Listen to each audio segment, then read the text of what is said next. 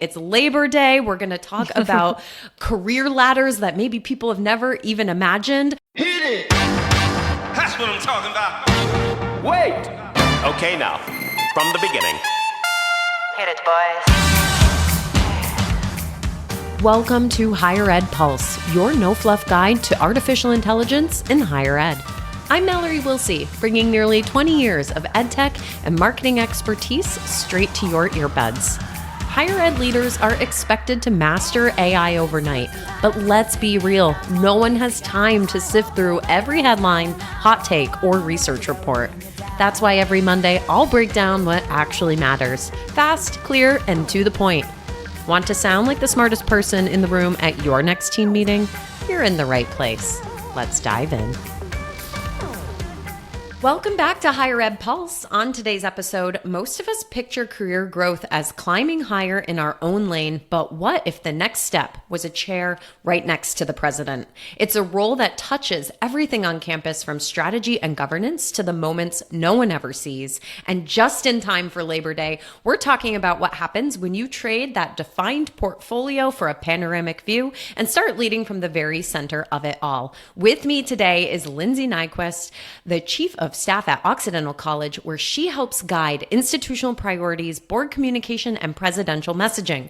Before stepping into this executive role, Lindsay spent 15 years in higher ed marketing communications, including leadership positions at Puget Sound and Fort Lewis College. She's a case commissioner, a trusted voice on the AMA Higher Ed Planning Committee, and someone who understands both the front lines and the leadership suite. Lindsay, welcome to the Pulse. Hi, Mallory. Thanks so much for having me. I'm so glad that you're joining me today, and especially excited for this topic. It's Labor Day. We're going to talk about career ladders that maybe people have never even imagined, but I would be remiss, as we are both AMA Planning Committee members, to not highlight a professional development opportunity for those who are looking to stay in their MarComm lane. Now, Lindsay, I know that you are on the New Concepts Subcommittee. What does that even mean? And what are the new concepts that you are cooking up for the conference this year? Well, I am lucky to be on that committee with Jenny Petty, the CMO at University of Montana.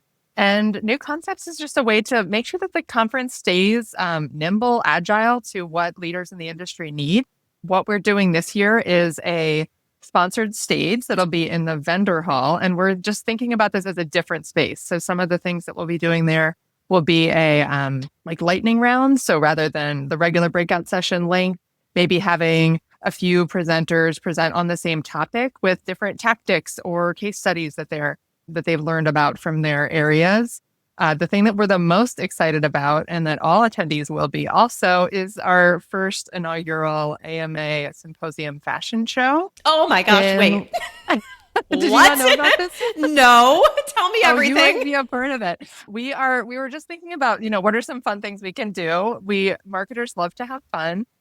So we're actually working with a vendor who's going to outfit us all in the hottest brand swag that we just would dream of having at our own school. And so we're going to be walking the runway on the special vendor stage, representing different areas around the country. And so the theme is coast to coast. And so I hope to be representing Southern California in an Occidental College in that, and hopefully some cool streetwear that says Oxy and has tigers all over it. This is incredible. I hope, even though I'm not affiliated with an institution, I hope that I can bring some of the horse fashion to this fashion show, given that I'm based in Saratoga Springs. I love it. You mentioned lightning rounds too. Lightning rounds were my favorite part of the AMA program years ago. I was so lucky to be able to present a few years in a row on that stage. And so it warms my heart that you guys are bringing the lightning talks back. I just think they are incredible, quick hits, really tactical information, like the breadth of topics, like hands down, it's always my favorite programming at a conference. So that's amazing. I like it for those of us, yes, with short attention spans. Yeah, it's, me. Keeping things, absolutely, keeping things moving. But another thing that's really important to us is just, we want to get new voices on the stage at AMA. We have so many submissions each year, and it's hard to get a session approved. So we're just trying to think, how can we provide some opportunities for our mid-level leaders and people new to the industry to get their voice out there and start talking about the amazing work that they're doing? Oh, that's fantastic. And I do happen to know our dear friends Element 451 are sponsoring that vendor stage. So They are. do you think we'll see some Enrollify folks on the stage Yes. as well? And Yay! we're still working on those details, but we're hoping to have a session with a bunch of the Enrollify podcasters. And Element 451 is going to have their own session. So it's really going to be a variety pack of different programming and just kind of anchored all around doing different approaches to programming at the symposium. Sweet. Oh, that is so cool. Folks, if you haven't thought about registering yet, I'll drop a link in the show notes so you can learn more. The schedule is live, so you can really dig in to see what the sessions are going to be. And then there will still be, of course, plenty of surprises when you get there, as Lindsay's alluding to all of these cool new things happening. But we're going to dive into today's topic. For many MarComm leaders, the career ladder looks very linear. It's manager to director to VP, maybe CMO. 1 year ago, Lindsay took a different leap from leading marketing communications to becoming the chief of staff at Oxy.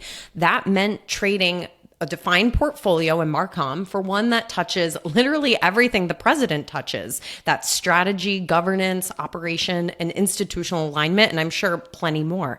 The chief of staff role is common in corporate and political spaces, but in higher ed, I think it can be misunderstood or maybe never even considered as a next step, especially for those of us in MarComm.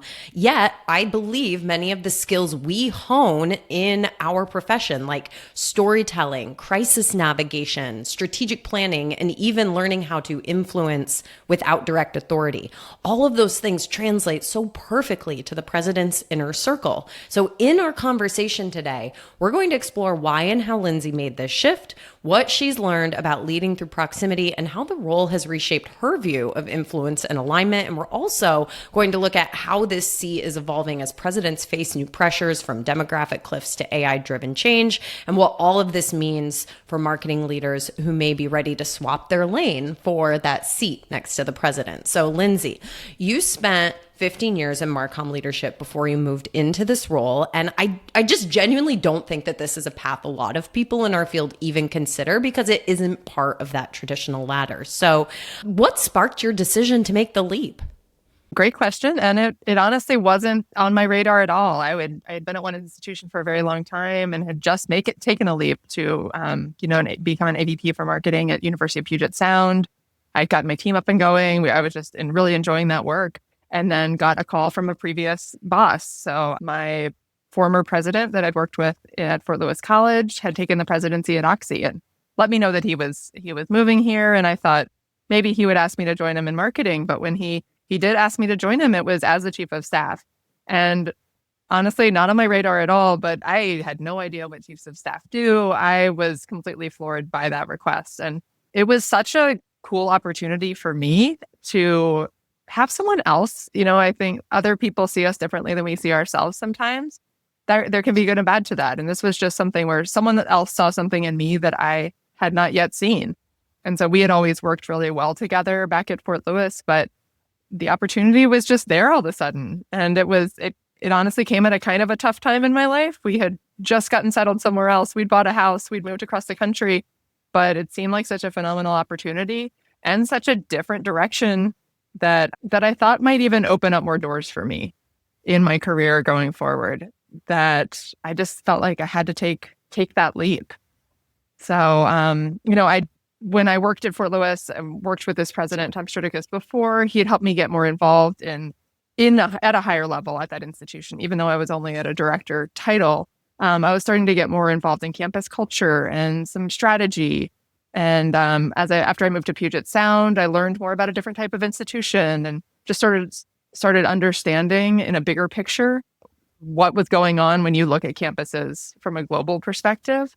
I do have a master's degree in higher education administration, which I got a long time ago. And so I've got that background in there, but it's really been this gathering information from different communities and different institutions that really helped me get there. But yeah, honestly, it was a huge leap of faith. I had no idea what to expect in anything except I knew the person I was going to be working with. Wow, that takes guts. Can we just say that? Like, Something kudos like to that. you. That takes a lot of guts. I had a similar experience when my dear friend Gil Rogers called me one day in the middle of the pandemic and said, I need some support at the company I'm at. And I know you've never done these things before, but can we have you just come here and do these things?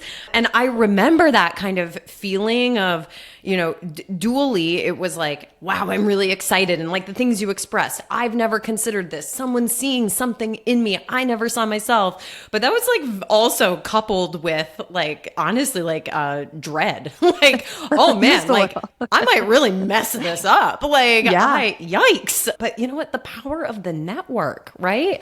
You just spoke to that. That's incredible. Wow.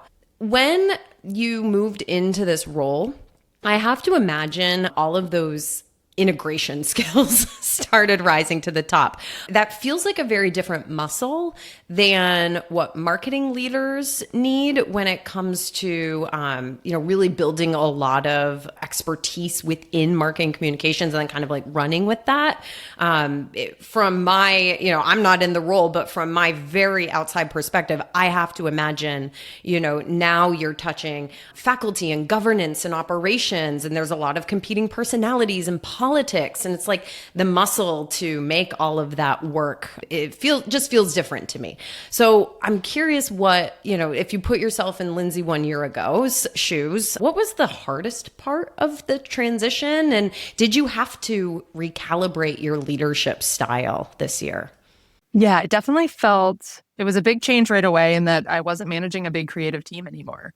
That's how when you grow as a MarComm leader, you often start in the content area. You come from maybe digital or social or web, PR, art, something like that. And then you move up into more leadership and you're always have other creatives under you.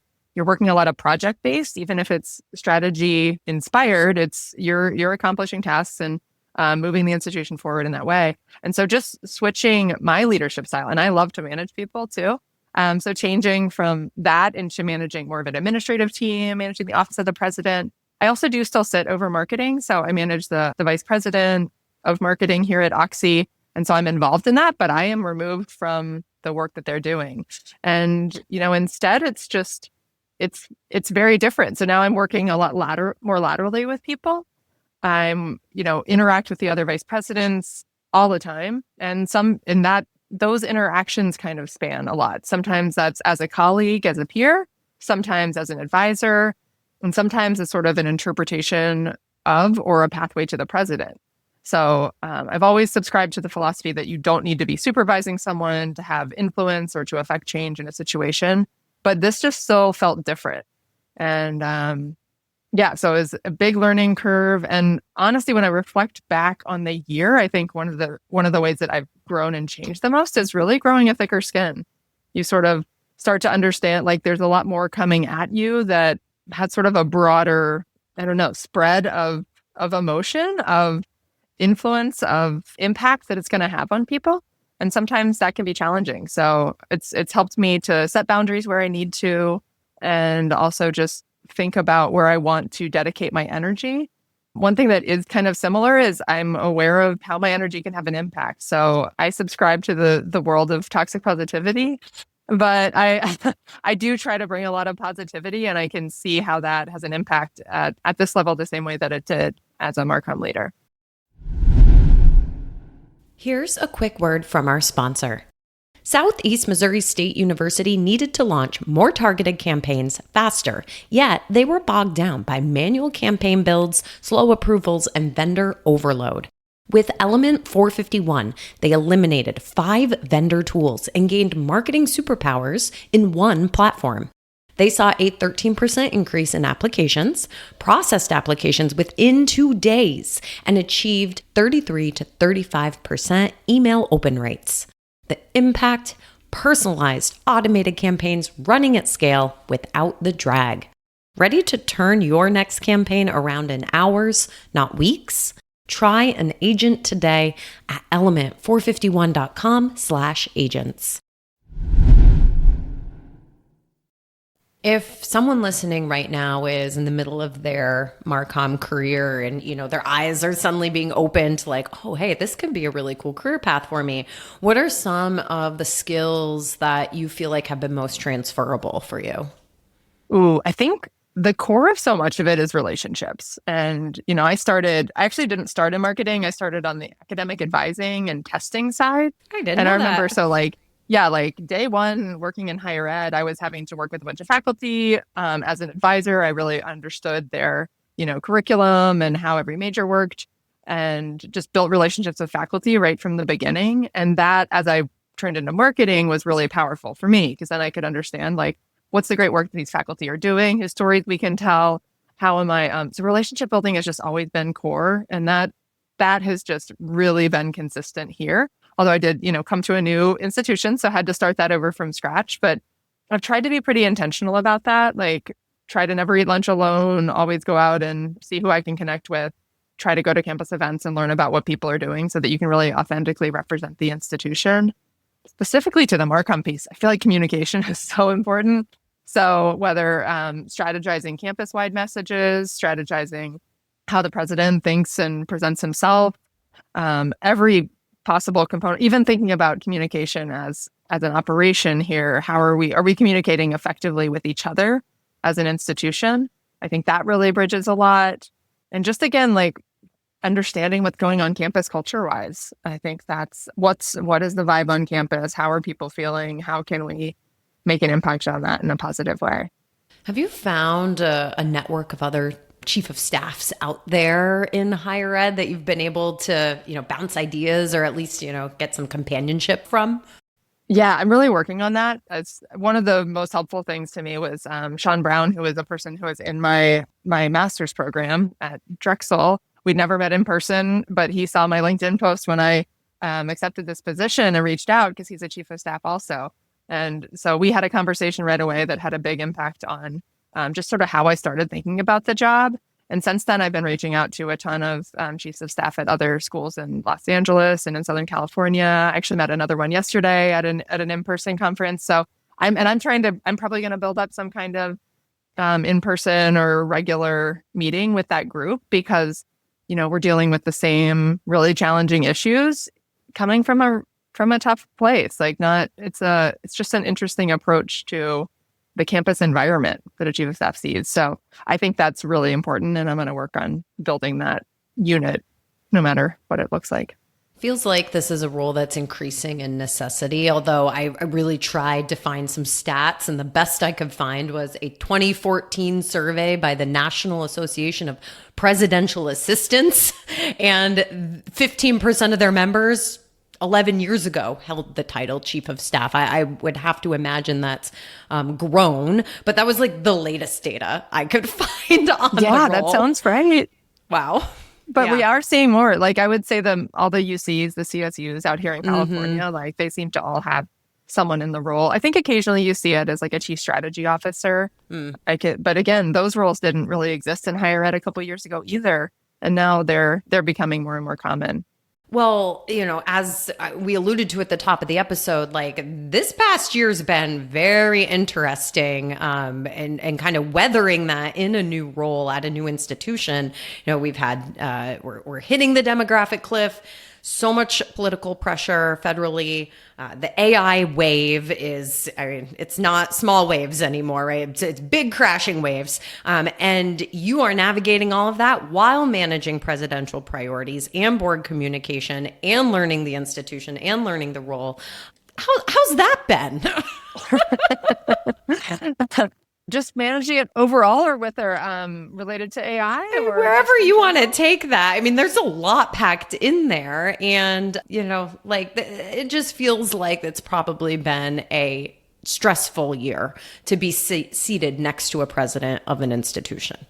Yeah, there's no doubt about that. I think managing it has really been leaning on the team around me. I've worked on a lot of great teams, but this leadership team seems really exceptional at Oxy. We just have people that don't always bring the same point of view. We're not a monolith by any means, but we respect each other. We like spending time together, and we feel like we can tackle really tough things that come our way necessarily. So I think so much of it comes back to the human element and just being able to work together. Always keep in mind the reason that we're here, and that's to serve our students.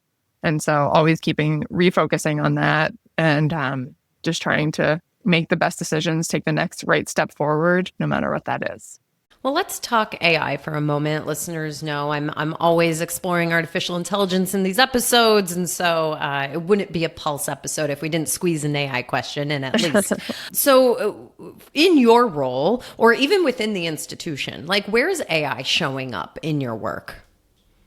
Yeah, I literally just came out of a meeting on this about how we want to factor AI into our objectives and key results for the year as we start to set those. And, it's such a complicated issue. Not only is it a technology that's changing quickly, but there's just so many different approaches and prongs to it, or different ways that it can impact a community like a college campus. So I keep seeing it as sort of three pillars, like the amazing research that our faculty are doing, especially at a liberal arts school. I think there's a really unique interdisciplinary focus on that, ethical focus on what is AI and what is it becoming. I think there is, how are we preparing our students to enter the workforce with a skill set that employers are going to expect, just probably due to their age and their newness to a degree. And then also, how are we using it as employees? How, as faculty and staff, how are we using it efficiently? How are we making our operations as smooth as they can be and cutting out some of the tasks that, as we enter a more and more resource-constrained environment, can really use some trimming. Do you have any pilot projects in place currently, or do you think you're still kind of in the planning stages to get the campus AI ready?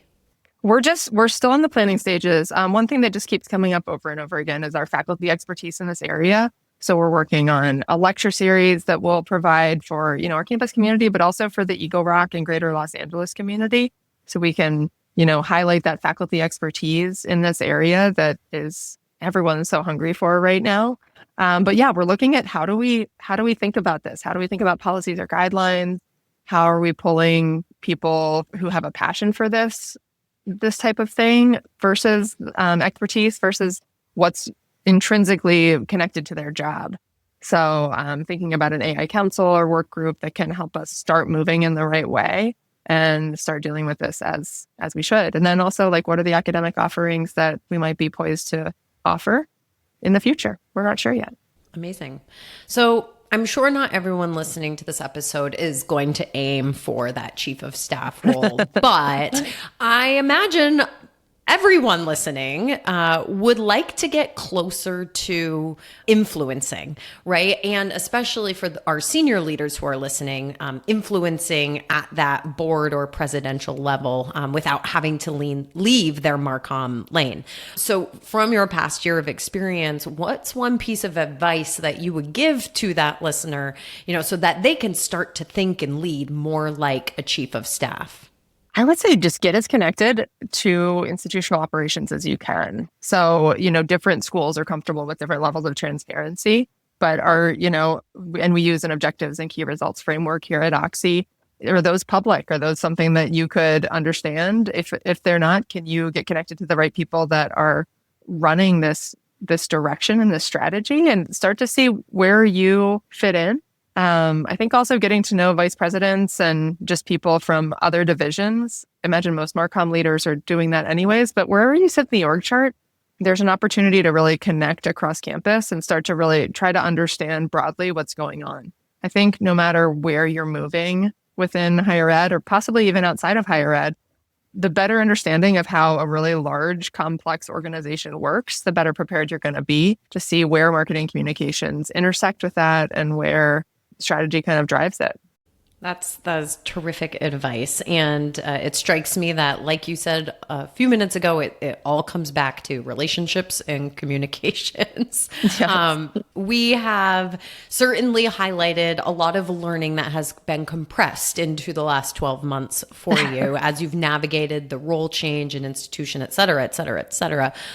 As we wrap up today, Lindsay, what is the biggest lesson that you're going to carry forward into year 2 of this role? I think for me, it's just always been about take advantage of the opportunities that are in front of you. You never know when the next thing's going to come and what that's going to look like, whether that's a relationship with someone or a different career direction than you were expecting. I've talked to a lot of other leaders lately too about, a position just opened up and it's the next step in my career, but I don't feel like I'm ready yet.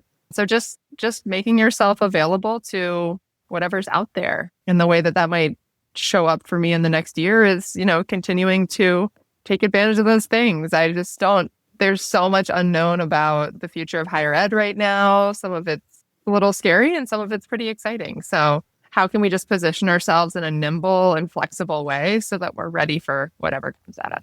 Amazing. Well, folks, I hope you've enjoyed this special Labor Day episode of The Pulse with Lindsay. Please, please, please head to your favorite podcast platform, like and subscribe to the Higher Ed Pulse. And if you're feeling extra generous, leave us a 5-star rating and review. Thanks so much, folks. We will catch you next week. Bye-bye.